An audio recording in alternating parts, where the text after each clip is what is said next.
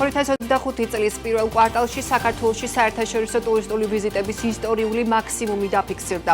ტურიზმის ეროვნული ადმინისტრაციის სტატისტიკაზე გიყვებით რამდენიმე წუთში.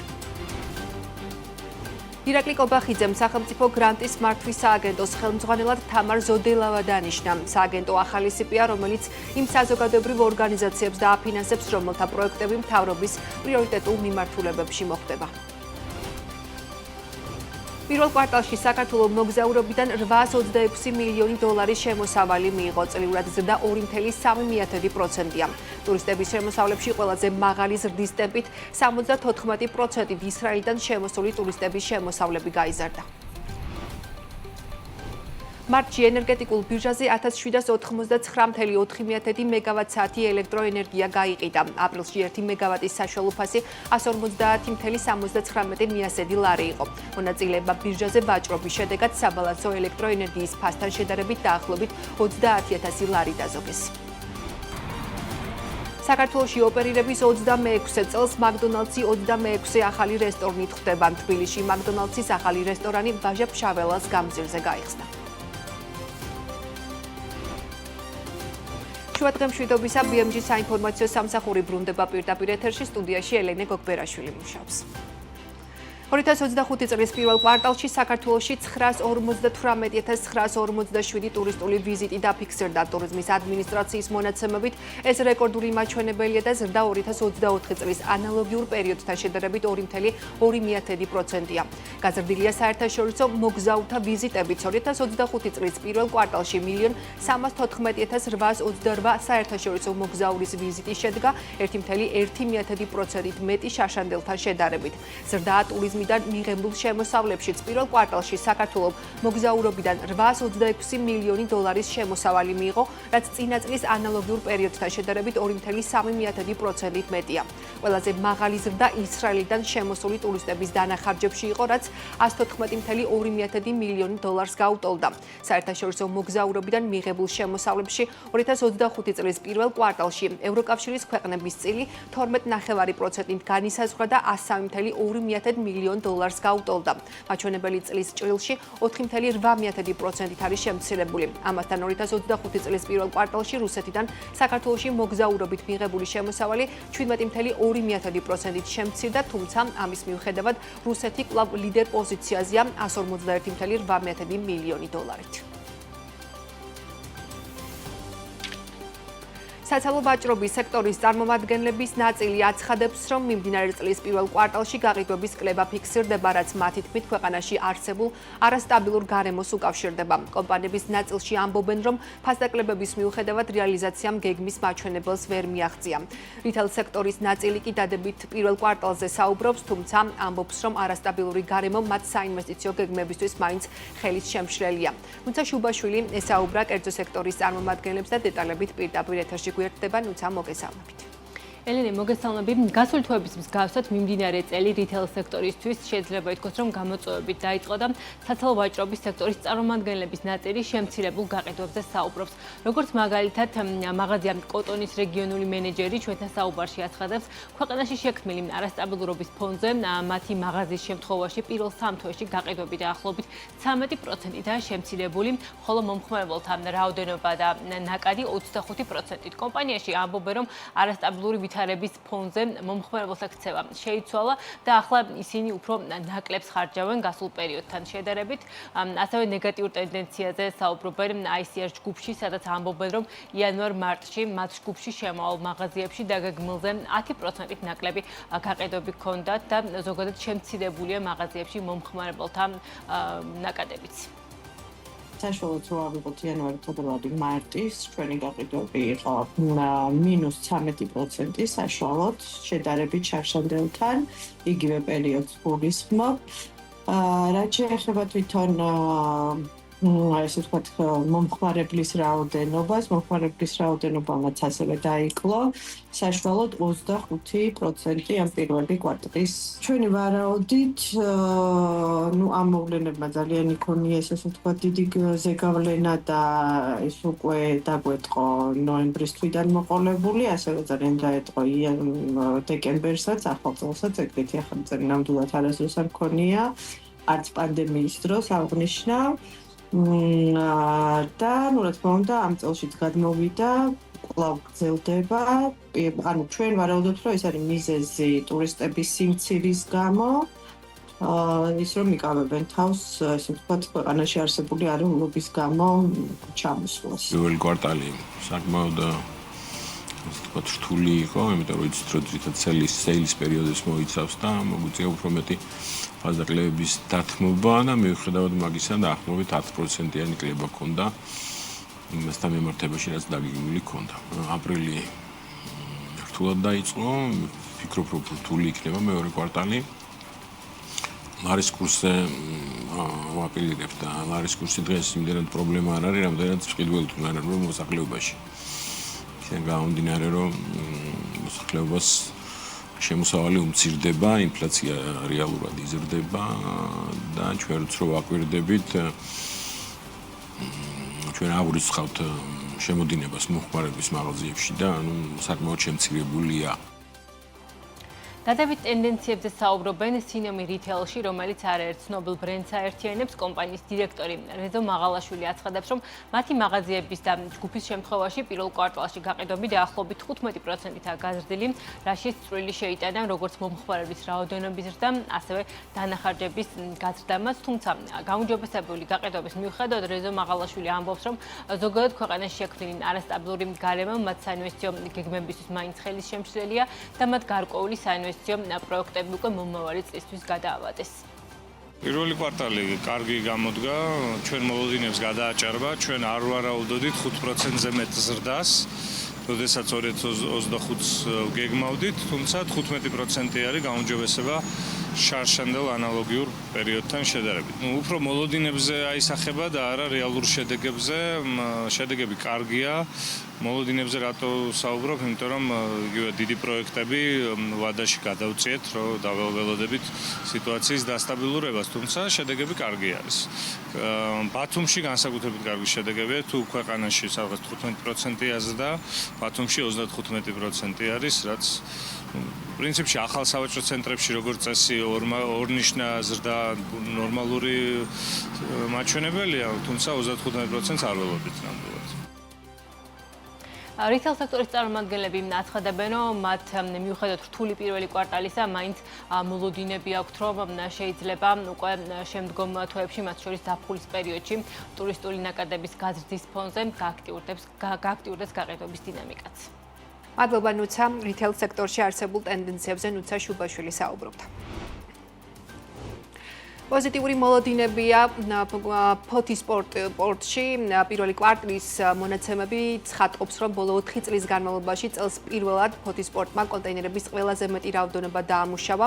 ფოთის საზღვაო ადმინისტრაციის მონაცემებით იანვარ-მარტში ნავსადგურში 146,468 ტეუ კონტეინერი დამუშავდა 16%-ით მეტი ვიდრე შარშან. ამავდროულად გაიზარდა საკონტეინერო გემების მიღება CPM ტერმინალს ფოთმა წლის დასაწყისიდან დღემდე 91 საკონტეინერო გემი მიიღო, ხოლო 2024 წლის იგივე პერიოდში 74. გაზრდილია ნაყარი ტვირთების რაოდენობაც, თუ კომპანიის მიერ წელს 82,369 ტონა ტვირთი დამუშავდა, შარშან ამ დროს ეს რაოდენობა მხოლოდ 37,291 ტონა იყო. რა ტენდენციებია საზღვაო პორტებში? ზვიად ჩხარტიშვილი, ფოთის საზღვაო ნავსადგურის ადმინისტრაციის ხელმძღვანელი გვერდდება თემაზე სასაუბროთ.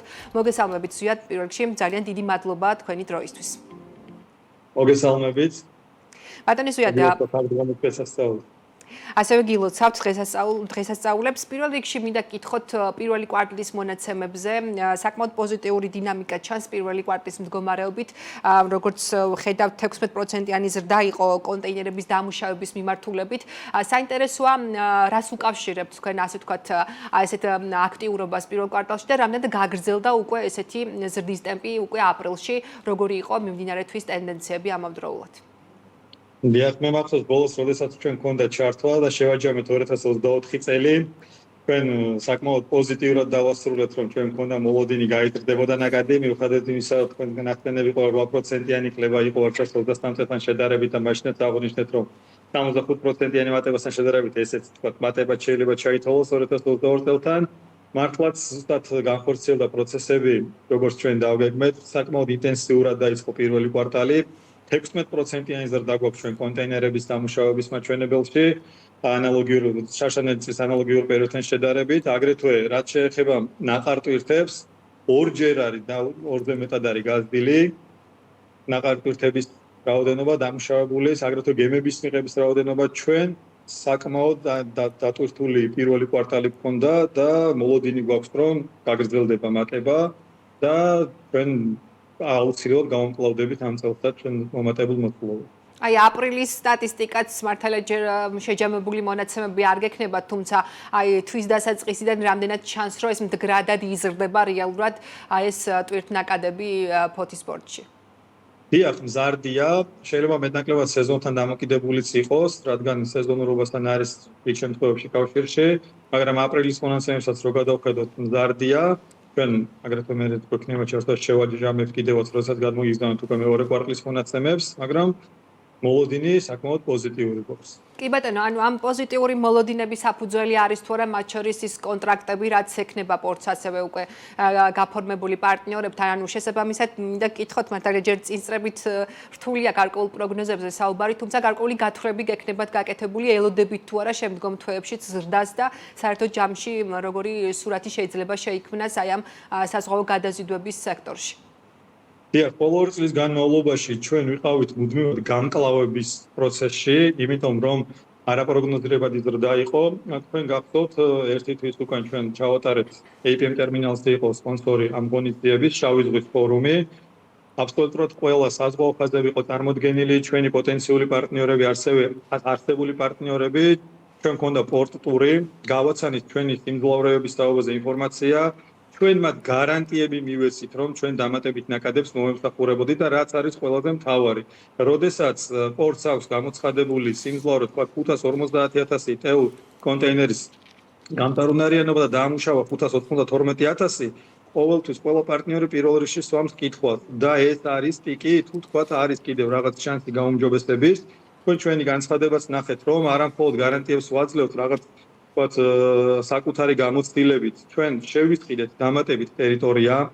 ერთი არის რომ ჩვენ ველოდებით იმპორტის გაფართოების პროექტს, რაც აგრეთვე ძალაში არის და ყოველთვის უნდა ვართ, როდესაც უკვე სახელმწიფოსთან საბოლოოდ გადავწყვეტთ უკვე როგორ ვაგრძელებთ ურთიერთობას და როდესაც გვექნება თანხმობა, მაგრამ არსებული რეალობის განკლავებისთვის ჩვენ შევიძინეთ დამატებით 5.4 ჰექტარი ტერიტორია, რადგან ჩვენთვის ამოსავალი წერტილი არის არა მხოლოდ არსებული ნაკადის გამკლავება, არამედ მუდმივი გაუმჯობესების პროცედურების, მუდმივი ტექნოლოგიური ზრდის და აგრეთვე ტერიტორიის დამატების ხარჯზე ჩვენ 50,000 TEU კონტეინერით გავზადეთ ჩვენი გამტარუნარიანობა. ახლა ჩვენ შეგვიძლია თავისუფლად ვთქვათ, რომ 600,000 TEU კონტეინერს ფოთის ნავსადგური შეძლებს რომ გაუმკლავდეს. კი ბატონო, აი ამ პროექტზეც მინდა გკითხოთ, ბატონო ზვიად, რამდენად ასე ვთქვათ არის შესაძლებლობა ახალი მიმართულებებიდან რაღაცა და აი ახალი ტვირთების მოზიდვის თვალსაზრისით, იმიტომ რომ თქვენი გამტარუნარიანობა ამ შემთხვევაში არის მნიშვნელოვნად გაზრდილი და ამავდროულად საინტერესოა რა მოცულობის ინვესტიცია არის განხორციელებული აი ამ ახალ საკონტეინერო სივრცის შექმნაში.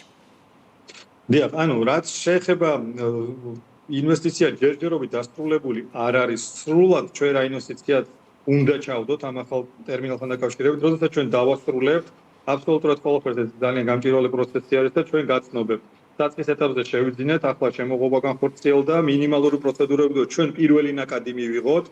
შემდგომ უკვე თქვენს რომ ჩვენი საერთაშორისო კომპანია არის და აქ ნავსადგურს ოპერირებს, ტერმინალს ოპერირებს თუნდაც პატარა ტერიტორიას. აუცილებლად უნდა დაინერგოს სისტემა, სატერმინალო საოპერაციო სისტემა, ეგრეთ წოდებული TOSI, Terminal Operation Systems. უკვე ჩვენ სისტემას არა მხოლოდ ინფრასტრუქტურის ნაწილში, არამედ სისტემურ ნაწილშიც ვახორციელებთ ჩვენ ინვესტიციას, როდესაც საბოლოოდ დავასრულებთ, ამას ყველაფერს ჩვენ უკვე წარმოგიდგენთ. რაც შეეხება დამატებით რას ველოდებით და კიდე პარტნიორებთან რა გქონდა. ჩვენ ველოდებით მინიმუმ 55,000 კონტეინერით მოცულობის ზრდას, რაც შეეხება აღმოსავლეთიდან დასავლეთის მიმართულებით. არაერთხელ ვახსენეთ, რომ მჭიდრო ურთიერთობა გვაქვს ჩვენ რკინიგზასთან და რკინიგზის ოპერატორ კომპანიასთან და მათ აქვთ უკვე კონტრაქტები, ეს არის ჩინეთთან ევროპის მიმართულებით მიმავალი ტვირთი, რომელთანაც ჩვენ რა თქმა უნდა ფოთის ნავსადგურის გავლით განხორციელდება ამ ტვირთების გატარება და იხსნება აგრეთვე ახალი ტერმინალები ფოთში, მათთან მჭიდრო ურთიერთობა გვაქვს არსებულ ტერმინალებთან ერთად ვახორციელებთ დაგეგმვას. ანუ საკმაოდ ინტენსიურად მიდის მუშაობა, რომ არა მხოლოდ APM ტერმინალში, როგორც ასეთი ცალკეული ერთეული, არამედ ფოთის ნავსადგურში მოქმედი ჩვენ გვყავს აგრეთვე მოიჯარეები, მჭრალი თვირთების მომსახურე ტერმინალები და ერთ-ერთი ცნობილი კომპანია აგრეთვე ჩვენ მათთანაც მჭიდრო ურთიერთობაში მეგობრულად ერთობლივი ძალებით ტერმინალებთან ყველა ერთად ვართ ჩართული ჩვენ და რა თქმა უნდა საბაჟო სასაზღვრო ყველა უწყებასთან ერთად და რკინიგზასთან კი ერთად. ბატონო. ბატონო ძალიან კარგია როცა აი უშუალოდ საკონტეინერო სივრცე ფართოვდება და ახალი ტერმინალები იხსნება, თუმცა რამდენად ასე ვთქვათ საკმარისია და სამყოფია ის ნავმისადგომები, რომელიც არის დღეს ფოთის პორტში და რამდენად მნიშვნელოვანია ახალი ასე ვთქვათ ტერმინალების მშენებლობა ამავდროულად. დიახ, პირდაპირ გეტყვით არ არის საკმარისი და ერთ-ერთი მთავარი ამოცანა ჩვენი რაც არის, ეს არის გემების ნავსადგურში დაყოვნების დროის შემცირება. ამაზე ჩვენ ძალიან ბევრი გვაქვს კიდევ სამუშაო, მე ვერ გეტყვით რომ დამაკმაყოფილებადაც კი არ შეიძლება ჩაითვალოს, იმიტომ რომ არ შეიძლება მხოლოდ ჩვენი მუდმივი პროცედურების გაუმჯობესების ხარჯზე ვიყოთ. ჩვენ ეხლა უკვე ვცდილობთ რომ არსებული ნავსადგურის ფარგლებში გამოვნახოთ საშუალება რომ საკონტეინერო სიმძლავრე უკვე ნავსადგურის შეიძლება ტერიტორიის შიგნით, შეიძლება ერთ-ერთი ნავმისადგომი ვთქვათ გადავაკეთოს და ნაყარი თვირთების მაგივრად ვთქვათ მომსახუროთ დამატებით კონტეინერებს, ამაზე მუდმივად მიდის საუბარი, მაგრამ თქვენ იცით რომ როდესაც ჩვენ გვინდა საკონტეინერო სიმძლავრეების განვითარებაზე ვისაუბროთ, ჩვენ გვაქვს მოქმედი პროექტი, ეს არის ფოთის ახალი ნავსადგური, ეს არის უკვე ჩვენი ძირითადი პროექტი. შესაბამისად, აქ მცირეოდენი გადაადგილებით დიდ შედეგს ვერ მივიღებთ. მივიღებთ მხოლოდ არსებული მოცულობების და ნაკადის გამკლავების საშუალებას, მაგრამ როდესაც საუბრობთ ჩვენ რომ რაღაც საკონტეინერო რეალური დიდი ცვლილება უნდა გავაკეთოთ, ეს უკვე არის ახალი ნავსადგურის პროექტი. ბატონო ზვეთ, ამ პროექტთან დაკავშირებით არის თუ არა რაიმე სიახლე? პრინციპში თქვენი გეგმით ჯერ კიდევ 2023 წელს უნდა შეძლებოდა ამ ახალ ნავმისადგომს გემების მიღება. აი სახელმწიფოსთან კომუნიკაციის ნაწილში არის თუ რაიმე პროგრესი? ელოდებით თუ არა მათგან უკვე რაიმე კონკრეტულ გადაწყვეტილებას თანხმობასთან დაკავშირებით? კომუნიკაცია გვაქვს, მაგრამ ჯერჯერობით შედეგს ვერ ვაღწევთ. კომუნიკაცია გვაქვს, არც ერთხელ გქონია ის პრობლემა, რომ ჩვენ როდესმე შეხვედრაზე ან უარი გვითხრეს, ან რაიმე საკითხი განხილვაზე შეგვაყოვნეს, მაგრამ აქ არის უკვე საუბარი პოლიტიკურ გადაწყვეტილებაზე. ჩვენ ძირითადად დარჩენილი არის მხოლოდ პოლიტიკური გადაწყვეტილება, რადგან საოპერაციო და ტექნიკური და ფინანსური ნაწილის დეტალები შეთანხმებული აქ დარჩა პოლიტიკური გადაწყვეტილება. და რაიმე სხვა მოთხოვნა დამატებით სახელმწიფოს ინვესტორის მიმართ არ გააჩნია და მხოლოდ გადაწყვეტილების მოლოდინია დარჩენილი, ხო? ეს სწორად მესმის.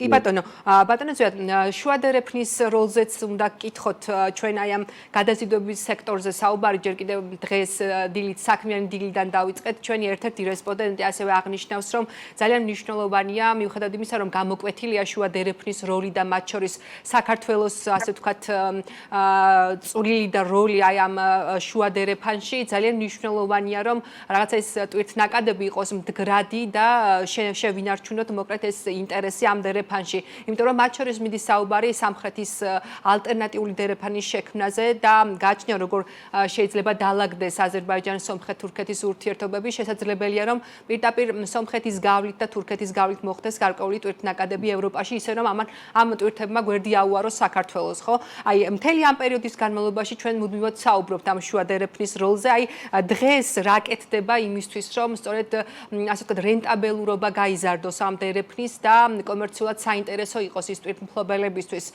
რომ მათ შორის არ დაიწყოს ფიქრი ამ ტვირთმფლობელებმა სხვა ალტერნატიულ მარშრუტებზე.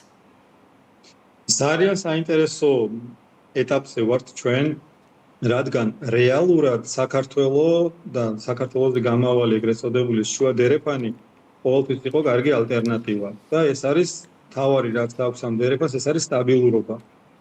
მუდმივად სტაბილურ რეჟიმში ვართ ჩვენ, არ შეიძლება თქვა ტარიფების მხრივ კონკურენტებთან ოდნავ ვერ ვიყოთ, მაგრამ სტაბილურია, რაც ლოგისტიკისთვის ყოველთვის ერთ-ერთი მნიშვნელოვანია. რაც შეეხება თქვენს არის შესაძლებლობა ამ ტარიფების შემცირების ბატონო ზვიად, რომ უფრო მეტად კონკურენტული იყოს ჩვენი სატარიფო პოლიტიკა?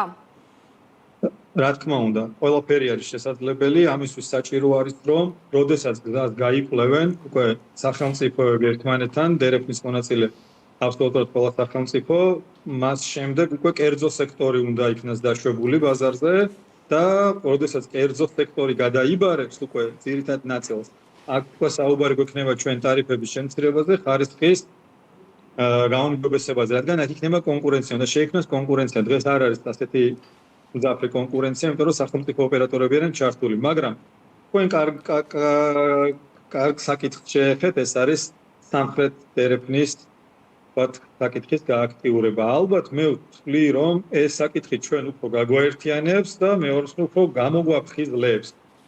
ერთია, რომ ჩვენ სტაბილურად მიჩვეული ვართ, რომ ჩრდილოეთ დერეფანს იქ შემთხვევებში აქვს პრობლემები, სამხრეთს ყოველთვის ჰქონდა სანქციები და პრობლემები და თითქოს ყველა კმაყოფილი იყო იმ ოდენობით, რაოდენობაც გადაიზიდებოდა და მუშავდებოდა საქართველოს ნავსადგურების გავლით, თუნდაც საქართველოს რკინიგზის მეშვეობით, ხო?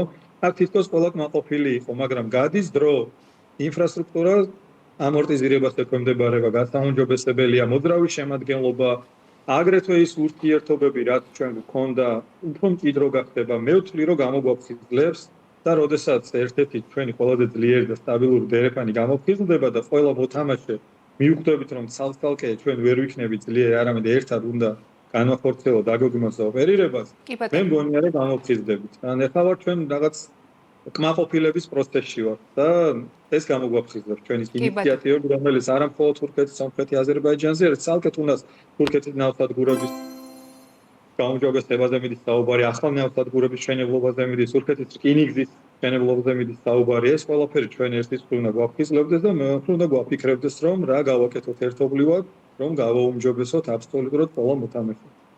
კი ბატონო. ბატონო ზვიად, უღმესი მადლობა, რომ ესეთი საინტერესო შეფასებები მოგვესმენით. მადლობა კიდევ ერთხელ ჩართვისთვის. ზვიად ჩხარტიშვილს უსმენდით, ფოთის საზღვაო ნავსადგურის ადმინისტრაციის ხელმძღვანელს. საქმის კურსი კი ამით დასრულებულია. 17 საათზე და 40 წუთზე დავბრუნდებით პირდაპირ ეთერში დროებით.